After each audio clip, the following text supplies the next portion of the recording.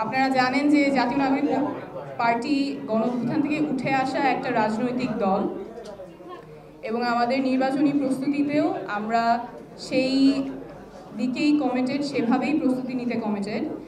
আমরা সবসময় নতুন ধারার রাজনীতির কথা বলেছি, আমরা সবসময় বলেছি আমরা একটা নতুন ধরনের রাজনীতি করব।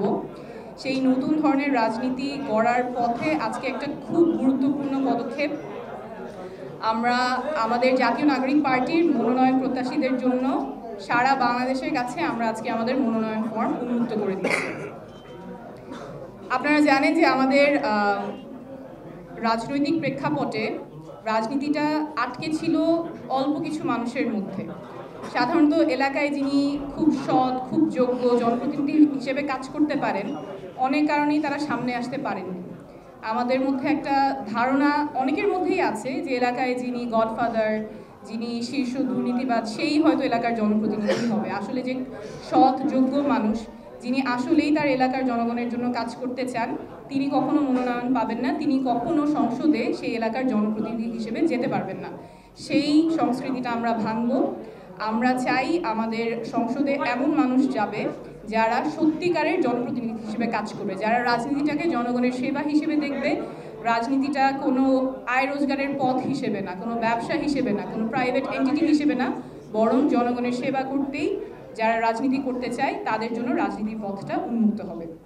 সেই উদ্দেশ্যে আমরা আজকে নির্বাচন পরিচালনা কমিটি থেকে এই প্রেস ব্রিফিংয়ে 3টা মাধ্যমে আমাদের মনোনয়ন সংগ্রহ করতে পারবেন এবং আমাদের আহ্বান থাকবে আপনাদের যারা আজকে এই প্রেস ব্রিফিং দেখছেন, পরবর্তীতে দেখবেন, আপনাদের এলাকার যেই মানুষটা সবচেয়ে সৎ, সবচেয়ে যোগ্য, আপনাদের কথা সংসদে তুলে ধরতে পারবেন, তাকে উদ্বুদ্ধ করবেন আমাদের মনোনয়ন ফর্ম সংগ্রহ করার জন্য। জাতীয় নাগরিক পার্টির পক্ষ থেকে এটা কমিটমেন্ট, সবচেয়ে যোগ্য প্রার্থীটাকেই আমরা মনোনয়ন দিব। সাধারণত যেভাবে হয়ে আসছে মনোনয়নের ক্ষেত্রে প্রক্রিয়া অস্বচ্ছ থাকে, অনেক ধরনের বাণিজ্য চলে, সেই সংস্কৃতি আমরা ভাঙব।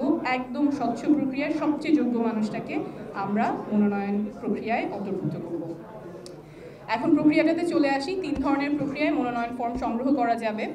প্রথমটা হচ্ছে আমাদের যে কেন্দ্রীয় কার্যালয়, সেখানে এসে ফর্ম পূরণ করে মনোনয়ন সংগ্রহ করা যাবে। দ্বিতীয়টা হচ্ছে অনলাইনের মাধ্যমে আমাদের ওয়েবসাইটে গেলে যে কেউ এই ফর্মটা পূরণ করতে পারবেন।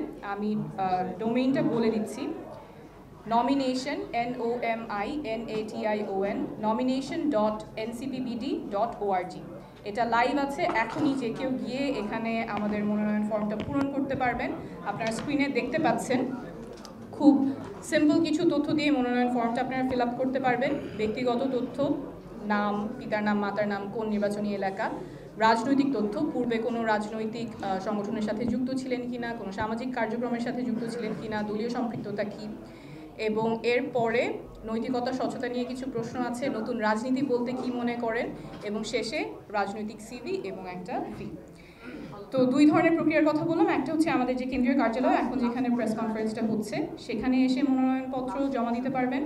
অনলাইনে যে কেউ ঘরে বসে মনোনয়নপত্র জমা দিতে পারবেন।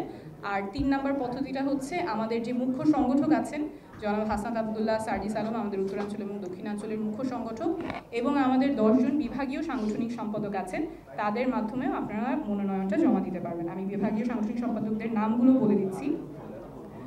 রংপুর বিভাগে আতিক মুজাহিদ, রাজশাহী বিভাগ ইমরান ইমন, সিলেট বিভাগে এতেশাম হক, ময়মনসিংহ বিভাগে আশিকিন আলম, ঢাকা বিভাগে সাইফুল্লাহ হায়দার, ফরিদপুর বিভাগ নিজামউদ্দিন, চট্টগ্রাম বিভাগ এস.এম. সুজাউদ্দিন, কুমিল্লা বিভাগ মোহাম্মদ আতাউল্লাহ, খুলনা বিভাগ ফরিদুল হক এবং বরিশাল বিভাগে অ্যাডভোকেট মুজাহিদুল ইসলাম শাহীন।